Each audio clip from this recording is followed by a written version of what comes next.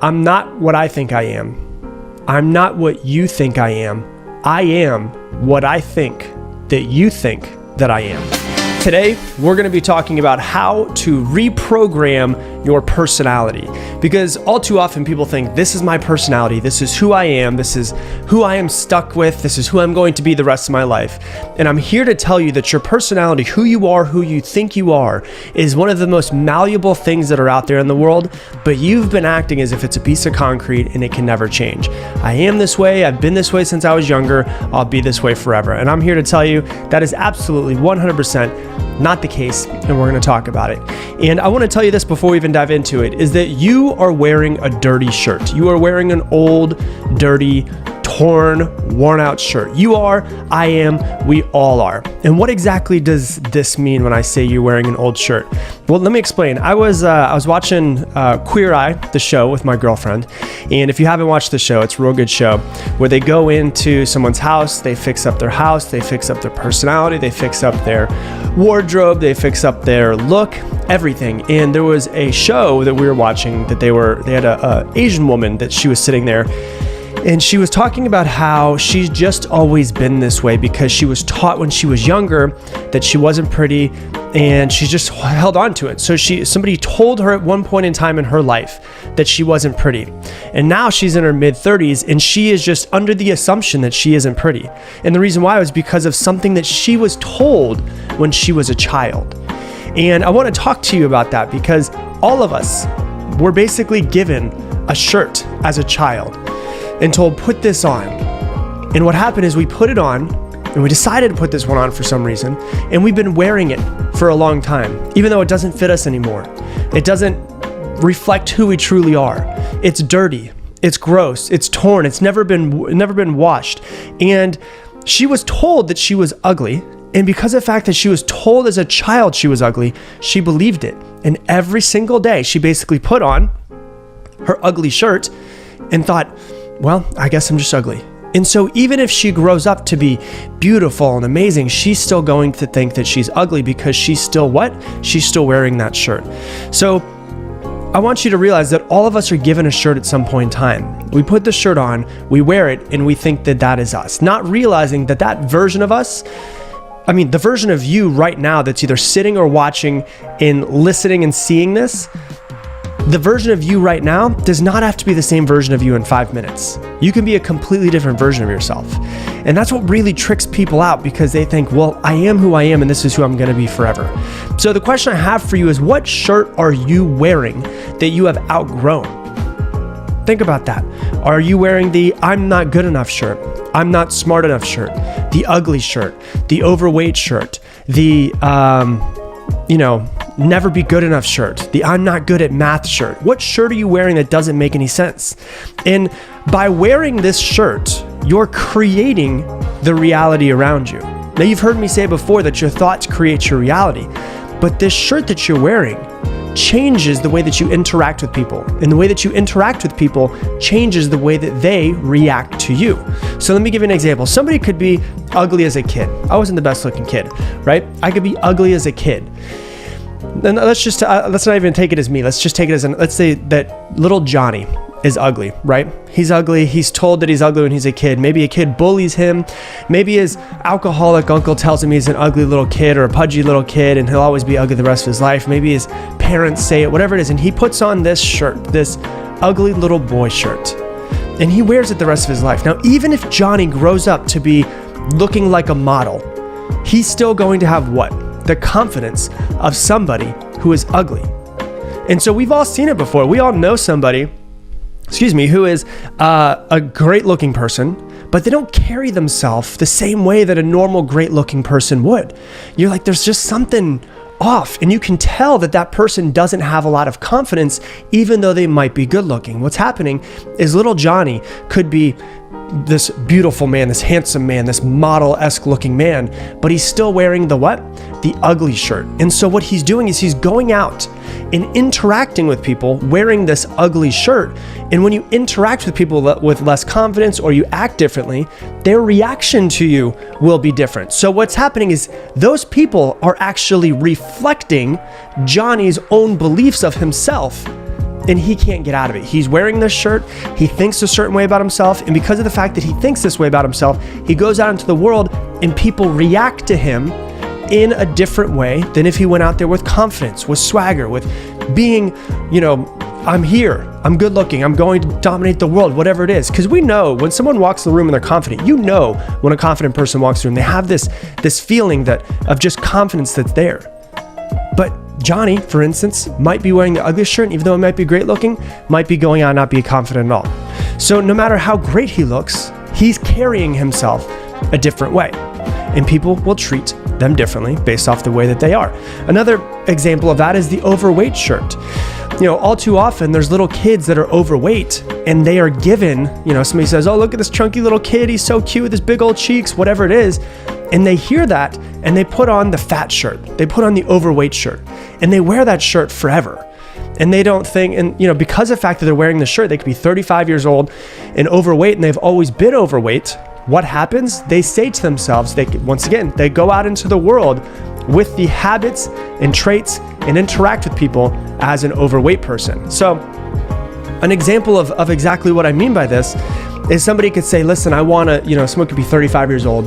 Let's use Johnny as an example, but instead of him being a ugly kid, he was an overweight kid. Well, now he grows up, he's 35 years old, he's overweight, and he thinks to himself, well, there's no reason for me to work out because it's just in my genes.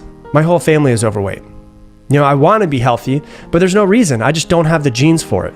There's no reason for me to eat healthy because of the fact that I've always been fat. So why would I eat something healthy when I'm not going to not be fat?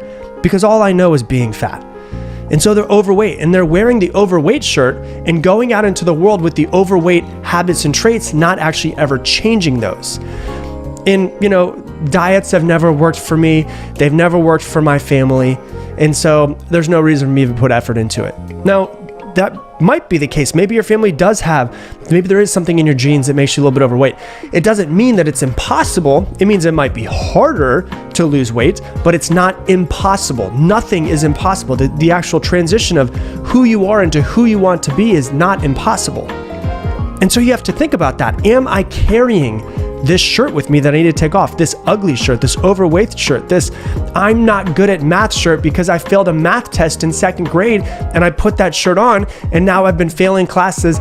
I failed all of my math classes. It was so hard for me to do because I put on a shirt in second grade when I failed that first math test, right? I could wear the son of an alcoholic shirt if I wanted to and say, oh yeah, well, I'm just the way that I am because my dad was an alcoholic. It's a really great story around this about two twin brothers. And those two twin brothers, basically, they grow up, they have an alcoholic father when they're a kid. They're two identical twin brothers, and one of them grows up and he becomes a successful CEO. And the other one grows up and becomes an alcoholic. And they go up to both of them and they say, why are you the way that you are? So they go up to the alcoholic and they say, why are you an alcoholic? And he says, I'm an alcoholic because my father was an alcoholic. So then they walk up to the successful CEO and they say, why are you not an alcoholic? And he says, I'm not an alcoholic because my father was an alcoholic. Both of them have the exact same circumstances, but they're wearing different shirts. Not one of them is wearing the victim shirt of, I am this way because my dad was this way and I will forever be this way. That is my mom's biggest fear, is that I will turn out to be an alcoholic because they say that there's an alcoholic gene, which I'm just calling bullshit on. I will never have it. And if I have it, it's not going to affect me. That's just my overall thought of the entire thing in general, right? So it's not like people are like, oh, well, I'm an alcoholic because my father's an alcoholic and his father's an alcoholic. Well, same with mine. My father's an alcoholic and his father's an alcoholic as well. That's being broken with me, right? So I put on the shirt of, I will never be an alcoholic and I'm not going to let that affect me. In fact, I'm going to use this instead of something that holds me back, something that propels me forward. So what shirt are you wearing? Excuse me, because none of it is true. None of it. The only thing that is true is what you accept as true. Because when you accept it as true, you're going to go out into the world and you're going to actually go out and take actions and have the habits and traits of XYZ, whatever it is that you're actually believing in. But if none of it's true, why are you still waking up every single day and putting on that shirt? Does that shirt serve you anymore? Or is it time for you to go out and get a different shirt? Think about that for a second. What if you just decided to put on a different shirt and not put on the same old, I'm just overweight and I'm going to be this way forever. Since you were 6 years old and that first person called you fat and you finally had the awareness that you were bigger than other kids, and you've just perpetuated that the whole time. Because now that you know you've been putting that shirt on, now that you're looking in the mirror going, oh my God, I have this shirt on, you can change it. If you were wearing the ugly shirt, little Johnny, he's just ugly. If you were just wearing the ugly shirt, how about you wake up and you put on the I love myself and I'm beautiful shirt every single day. And you look at yourself in the mirror and you tell yourself 100 times, I love you. I love you for all of the flaws, for everything. I love you. Because we all know somebody who's not good looking, but they've got just confidence. And you're like, wow, how in the hell did that happen? Like, we all know somebody that's like that, right? The reason why is because they decided not to put on the ugly shirt. They decided to put on the confident, I'm going to conquer the world shirt. And what I look like doesn't matter. And what's crazy about it is the confidence makes them even better looking. That's the real crazy thing about the whole thing. If you're wearing the overweight shirt, why don't you just put on the I'm going to lose weight no matter what shirt? I'm going to diet. I'm going to, not even diet, I'm going to eat healthy. I'm going to eat healthier. I'm going to take out certain parts of my diet that I know I should have taken out a long time ago. I'm going to eat healthier. I'm going to go to the gym a few times a week. I'm going to hire a trainer. It might be harder for me than the average person, but damn it, I will do it. Why don't you put on that shirt? This is also, just so you guys know, this is the reason why people lose a bunch of weight. Like somebody can lose 100 pounds and then gain it back, is because they can get very, very routined and disciplined for an amount of time and lose 100 pounds, but they never actually take the shirt off. So what do? They eat a couple extra cupcakes. They, go to a drive-thru when they know they shouldn't. They do this over and over and over again. It's not like they gain, they lose 100 pounds and they gain 100 pounds back right away, but they lose 100 pounds and then 3 years later, they're back to the same size that they were. It's because the shirt never actually changed, which is how they view themselves in the mirror never actually changed. It's the same reason why people who are, they say poor get poor, is because poor is a mentality. I've been poor. I know what it's like. Poor is a mentality. I know a lot of poor people. I know a lot of rich people as well. Both of those are mentalities. It's the shirt that they're wearing. Oh, I'm poor. My whole family's been poor. We've been like this forever. We're always going to be like this. That's a shirt that you're wearing. You could take that shirt off and you can change it anytime. The I'm not good at math shirt. Excuse me, going crazy today with my cough. The I'm not good at math shirt. Okay, so you might not be great at it. Doesn't mean you can't improve at it. When I remember what happened with me, and I'm really good in math and really good at just seeing numbers and just doing them. And the reason why was because I remember in third grade, I switched to a different school. So between second grade and third grade, I switched from a bad school in a bad part of town to a better school in, I guess, a better part of town. And when I got to third grade, I realized that I was a lot stupider than all the other kids. And we had these things that were called split classes, which means that my third grade class, my teacher actually taught second grade and third grade.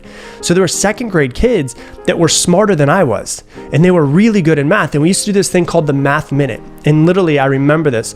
The first math minute that I did, there would be all of these different equations, and it was like multiplication, addition, all of that stuff, whatever you're doing in third grade. And I remember going through them, and I got destroyed. Like, everybody finished it. You were supposed to finish as fast as you can, and the person who finished the fastest was the winner. And everybody tries to get it done in a minute, right? I remember I was terrible at it. So I had this little thing that had, you would push, it would say 1 times 1, and you push it down and it would say 1. But you couldn't see it until you pushed it down and say 1 times 2. And it was a graph that went from 1 times 1 to 1 times 10. And then it went down to the bottom for 10 times 1 to 10 times 10. And so literally from 1 to 100, all of those numbers you could memorize. And so I went through and I literally remember hitting that thing and memorizing it because I was like, I'm not going to be beat. I'm not going to be stupid anymore. I remember literally thinking that, and I went from terrible at math to really good at math only because I was fed up being stupid. I didn't realize it then in third grade, but I was just changing my shirt. You can change your shirt at any point in time. What else do we have? Alcoholism runs in my family. I'm not going to wear that shirt anymore. I'm going to wear my father was an alcoholic, I'm not going to be a damn alcoholic shirt. That's the shirt that I'm going to wear. There's a really great book that's called Psycho-Cybernetics. It was written a while ago, and it's been a while since probably about 16 years since I've read it. I remember my very first mentor told me to read it, and it's about the whole story is about, like, in the early years of plastic surgery, there was a plastic surgeon. He would notice that people would come in and he would fix something super small on them, like a mole or just a tiny bump on their nose, and he would fix it. And then they would come back, after their surgery, a few months later, whatever it was, and they would be a completely different person, only because he removed a mole. And what he realized, it wasn't the actual mole that was holding somebody's personality in place. It was someone's perception of themselves that held them back in place. And so he would change this little tiny thing about somebody. They would come back and be a different person with more confidence, more outgoing. They'd look him in the eye, they'd shake his hand more. And he realized that it had nothing to do with their physical appearance. It had everything to do with their perception of themselves based on their physical appearance. And so the book Cybernetics talks about that and realized that surgery wasn't even actually necessary. What was necessary is people's own perception of themselves changing. So the question that I have for you is, what shirt do you need to take off? What shirt have you been wearing your entire life that no longer fits? And you know what? Probably didn't even fit in the first place. And it's dirty. And it's worn out, and it's keeping you in the same place, perpetuating the same habits, attitudes, and traits that you've been doing the exact same way your entire life. And it's time for you to take off the shirt and put on a new shirt. So the question I have for you, because we all have shirts we need to take off and put on a new one. What shirt do you need to take off? Think about that for a second. What shirt do you need to take off? And the next question I have for you is, what shirt do you need to put on and replace it with? Now, here's the thing that we all need to know. You're not going to wake up tomorrow, having thought that you were ugly your entire life, and wake up and you're just going to put on the I'm beautiful shirt and you're going to think that way forever. No. The brain likes to fall into old habits and traits that it's been doing for years and years and years. It's very easy for the brain to continue to do what it's always done. It's very hard for it to start to change. So you actually have to change the shirt every single day, and you have to change your perception every single day, and you have to be very diligent on changing your perception of this. It won't change in one day. It's a complete reprogramming. But here's what's crazy. When you do something over and over and over and over and over and over again, your brain actually starts to change the chemicals in your brain and actually change the structure of your brain. And when it changes the structure of your brain, it changes the function of your brain. It's called neuroplasticity. So you can do this every single day. If you think I'm ugly, and you wake up every single day and you tell yourself 100 times in the mirror, and you look yourself in the eye and you say, you're beautiful, I love you, I love your mistakes, and you say the same thing over and over and over and over again 100 times every day for the next year, your perception of yourself will 100% shift, because you are actually making chemical, structural, and functional changes in your brain by doing that. But you have to be very diligent on it. So 2 questions here, and I'm going to actually go really deep with you in just a second because we're not done. Which shirt do you need to take off that you've been wearing for way too long and doesn't fit you and probably never did? What shirt do you need to put on? And now the next thing I have to ask you, which is going to mess a lot of you up, sorry to do this to you, what shirt are you making your children wear? Think about that for a second. You have been giving your children a shirt their entire lives. Everything that you do and say to them, your perception of them is changing their perception of themselves. So what shirt have you maybe unintentionally be giving your children and you didn't even realize it? I want you to think about that. And I want you to ask yourself, what shirt do I need to give them? Maybe I've been giving them a shirt of, you're just not good at math. Maybe I'll be given the shirt of, our family is just overweight. That's the way it is. And then they're overweight because of their perception of themselves. Maybe you give them the perception of, our family's just not that athletic. Our family's not that smart. You're going to be the same. What shirt are you giving your children? What shirt would you prefer to give them? Now, if you don't have children, what shirt are you giving out to everybody else? Because here's the interesting thing, and I don't want to dive into in this episode because it's a whole other episode on its own. I think it's Calvin Cooley that says this. He says, I'm not what I think I am. I'm not what you think I am. I am what I think that you think that I am. So we actually build ourselves and our personality based off of other people's perceptions, our perception of the way other people perceive us. So your children aren't just building their own personal personality off of themselves and what they see, but they're also building it off of what they see you have, how you interact and talk with them. And so does every person that you love that you talk to every single day. So you're handing out shirts every single day as well by the way that you treat people. The question is it the shirt that you want them to wear? So there's a really great quote that I want to leave you with that the Buddha said. And the Buddha said, just as a snake sheds its skin, we must shed our past over and over again. The same way that a snake sheds that skin, you now need to shed that shirt. Hey, thanks so much for watching this video.